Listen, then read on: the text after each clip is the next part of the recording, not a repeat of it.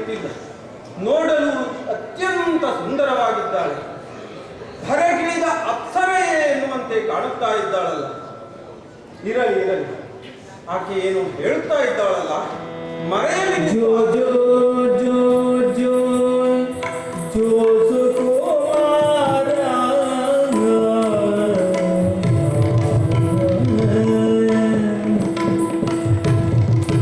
ಜೋ ಜೋ ಜೋ ಜೋ ಜೋ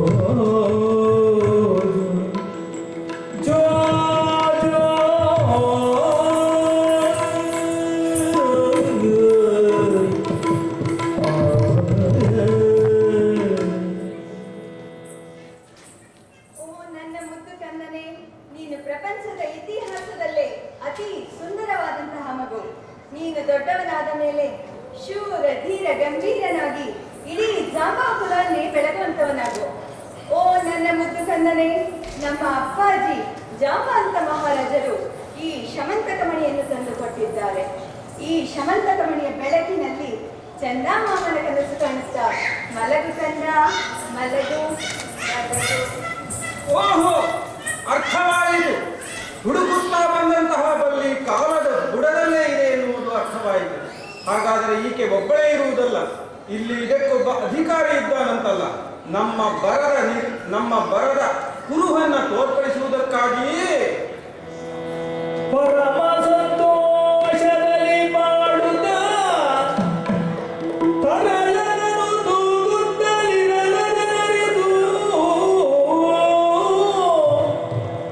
ಶ್ರೀಹರಿ ಪಾಂಚಜನ್ಯವನ್ನು ಒಳಗಿಸಲು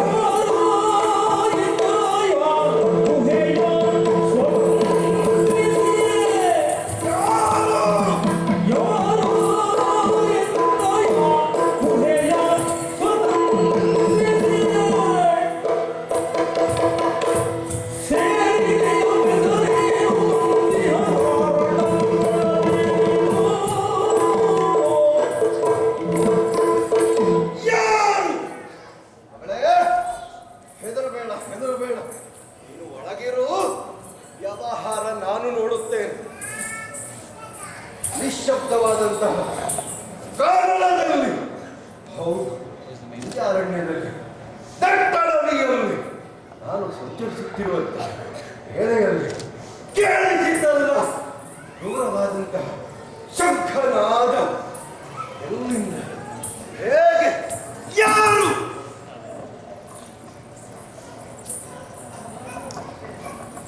ಇವರು ಯಾರು ಆಗುವುದಕ್ಕೆ ಸಾಧ್ಯ ಇಲ್ಲ.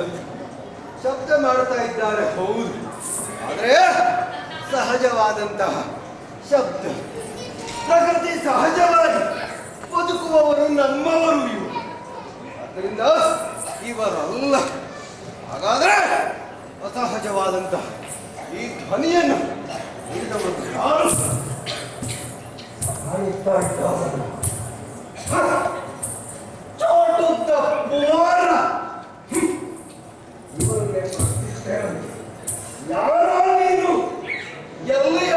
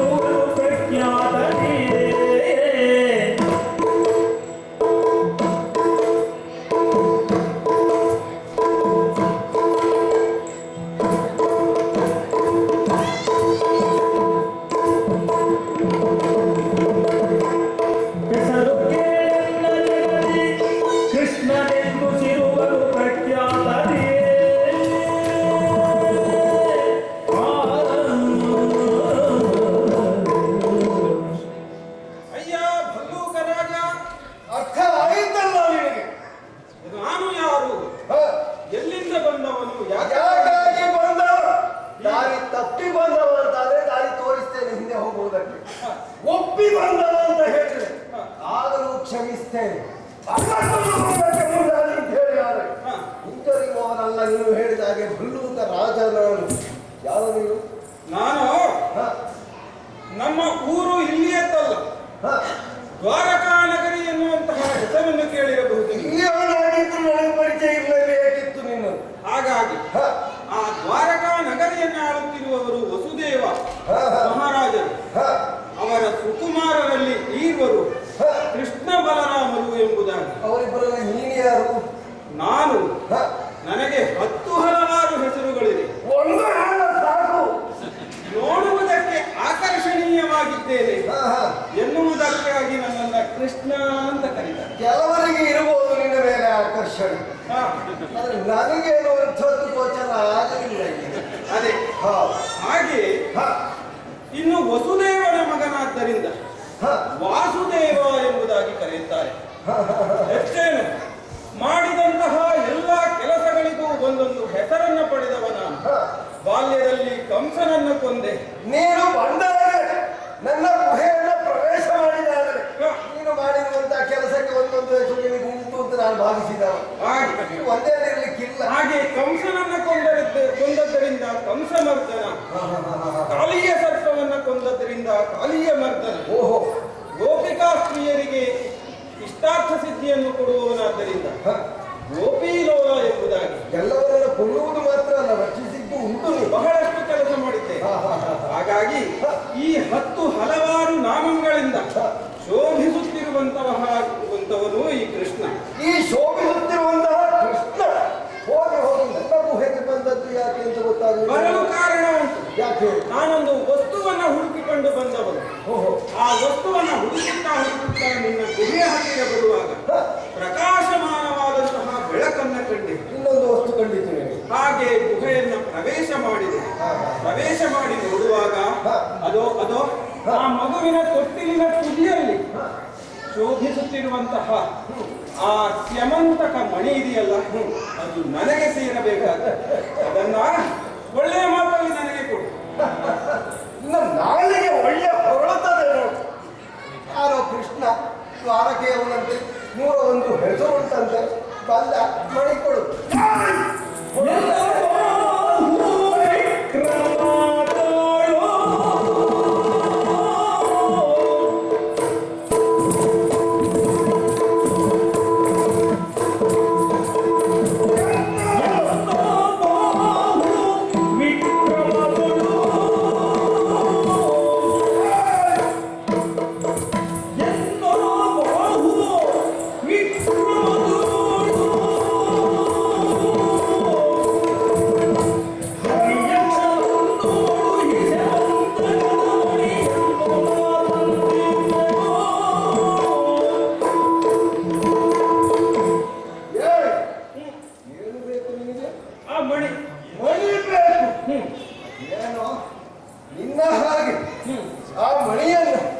ಯಾರತ್ರವೂ ಬೇಡಿ ಸಂಪಾದಿಸಿದ್ದಲ್ಲ. ಗುಹೆಯನ್ನ ಪ್ರವೇಶ ಮಾಡಿ ಸಣ್ಣದ ಹಾಗೆ ಸಂಪಾದಿಸಿದ್ದು ಅಲ್ಲ. ಹೊರಗದ್ದು ಹೇಗೆ ಬಲ್ಲಯ್ಯ? ಎದುರಾದಂತಹ ವನ ಕೇಸರಿಯನ್ನ ದೂರದಲ್ಲಿ ಕೇಳಾಕಿ ಮಣಿಯನ್ನ ಸಂಪಾದಿಸಿದ್ದು. ಅಯ್ಯ, ಅಮೂಲ್ಯವಾದಂತಹ ವಸ್ತು ಎಲ್ಲವರಿಗೂ ಆಸೆ ಆಗುತ್ತದೆ. ನಮ್ಮತ್ರ ಇದ್ರೆ ಆದೀತು, ತಪ್ಪೊಂದು ನಾನು ಹೇಳಲಿಲ್ಲ. ಆದ್ರೆ ಬರೆಯುವ ಕ್ರಮ ಹೇಳಿ ಅಮೂಲ್ಯವಾದಂತಹ ವಸ್ತುಗಳನ್ನು ಸಂಪಾದಿಸಬೇಕಾದ ಸಾಮರ್ಥ್ಯ, ಛಲ, ಸಾಹಸ ಬೇಕು. ಅಂತದ್ದೇನಾದರೂ ಮಾಡಿ ಉಂಟು ಇದೆ. ಒಂದಲ್ಲ ಸಹಸ್ರಾರು ಮಾಡಿದ್ದೇನೆ.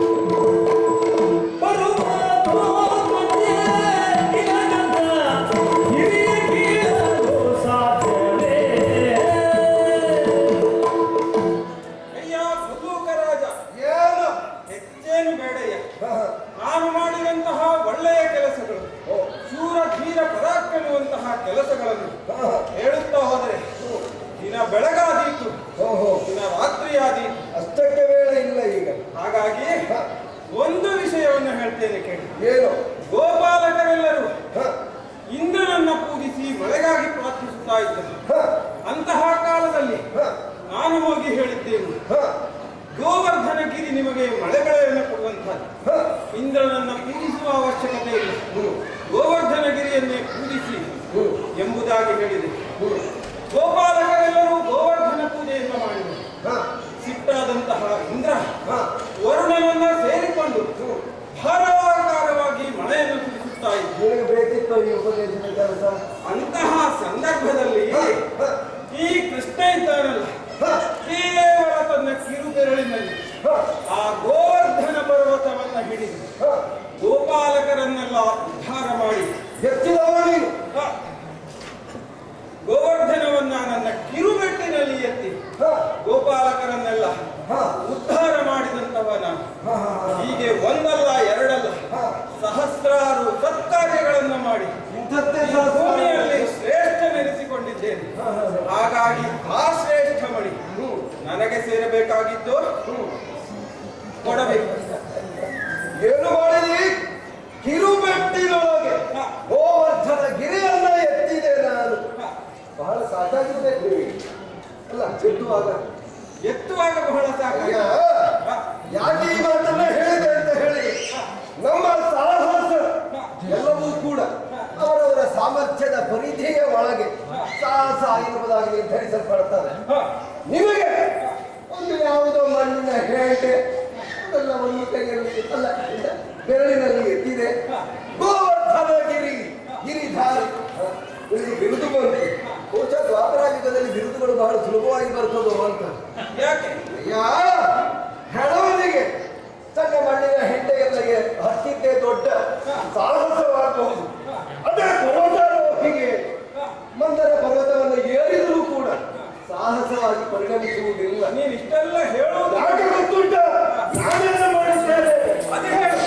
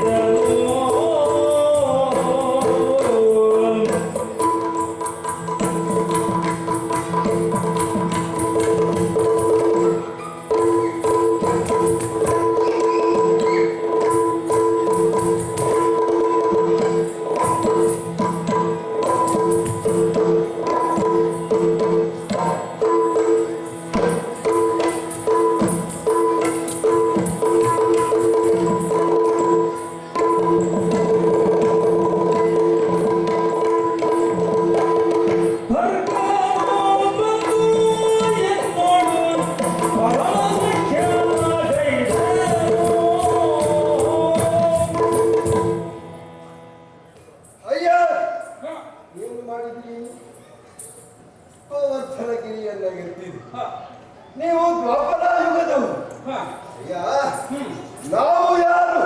ಯಾರು? ಮನುಷ್ಯ ಜಾತಿ ಭೂಮಿಯ ಮೇಲೆ ಹ. ಹುಟ್ಟುವ ಮೊದಲೇ ಹುಟ್ಟಿಕೊಂಡವ. ಓಹೋ. ಈ ಜಾಂಬವಂತ ಹ್ಮ್. ಪ್ರಕೃತಿ ಪುರುಷನ ಹ, ಮಿಲನದಿಂದ ಜೀವಿಗಳ ಸೃಷ್ಟಿಯಾದರೆ ಹ, ಧರ್ಮದ ಮುಖದಿಂದ ಆಳ್ವಳಿಕೆಯಿಂದ ಜನಿಸಿದ ಹ. ಅಯ್ಯೋ ನಿಜ ಈ ಜಾಂಬವಂತ. ಓಹೋ. ಶಿವ ಪಾರ್ವತಿಯರಿಗೆ ವಿವಾಹವಾಗುವ ವೇಳೆಯಲ್ಲಿ ಹ, ನನಗೆ 19 ವರ್ಷ ಹ, ಮಾತ್ರ ಅಲ್ಲ, 10 ಸಹಸ್ರ ಸಿಂಹಗಳ ಪರಾಕ್ರಮವನ್ನು ಹ್ಮ್. ಸಾಮರ್ಥ್ಯವನ್ನ ಹೊಂದಿದೆ. ಹ, ಈ ಗೋವುಗಳಲ್ಲಿ ಹೊಂದಿದವ ಈ ಜಾಂಬವಂತ. ಹ್ಮ್. ಮುಂದೆ ತ್ರೇತಾಯುಗವನ್ನ ಕೇಳಿರ್ಬೇಕು ನೀವು. ಹ, ಕೇಳಿದ್ದೇವೆ. ರಾಮಚಂದ್ರನ ಹೆಸರನ್ನು ಕೇಳಿರಬಹುದು. ಹ, ಕೇಳಿದ್ಯಾ? ಕೇಳಿತು. ಹಾ. ರಾಮಚಂದ್ರ ಹ, ಸೀತೆಯನ್ನು ಅನ್ವೇಷಣೆಗಾಗಿ ಹೊರಟಂತ ಸಂದರ್ಭದಲ್ಲಿ ಹ, ಕಂಡದ್ದು ಜಲದಿ ಸಾಗರವನ್ನು, ಹ, ಜಲದಿಯ ರಾಶಿಯನ್ನು, ಹ, ಅದಕ್ಕೆ ಸೇತುವೆಯನ್ನು ಬರೆಯಬೇಕು ಹ. ಎನ್ನುವುದಾಗಿ ನಿರ್ಧರಿಸಿದಂತಹ ಹ್ಮ್. ಸಂದರ್ಭದಲ್ಲಿ ನಾವು ಹ. ಏನು ಮಾಡಿದ್ದೇವೆ? ಏನು ಮಾಡಿದ್ದೀರಿ? ಆ ಕಾಲಲ್ಲಿ 2, ಹ, ಕಾಲಲ್ಲಿ ಮತ್ತೆರಡು, ಹ, ಕೈಗಳಲ್ಲಿ ಇನ್ನೆರಡು. ಹ, ಹೇಗಿದ್ರು ಹೋಗುತ್ತೇನೆ ಅಲ್ಲಿಯವರೆಗೆ. ಭುಜದ ಮೇಲೆ ಮತ್ತೆರಡು, ತಲೆ ಇರುವುದು ಯಾಕೆ? ಅಲ್ಲಿ ಇನ್ನೆರಡು. ಹ, ಹೀಗೆ 10 ಪರ್ವತಗಳನ್ನ ಹ. 10 ಸಾಗರದಲ್ಲಿ ಹಾಕಿ ಹ, ಸೇತುವೆಯನ್ನು ಕಟ್ಟಿಸುವುದಕ್ಕೆ ಹ. ಕಟ್ಟುವುದಕ್ಕೆ ಪ್ರಯತ್ನಿಸಿದವರು. ಹ. ಆ ಸಂದರ್ಭದಲ್ಲಿ ಹ. ಈ ಜಾಂಬವಂತ ಕಂಡದ್ದು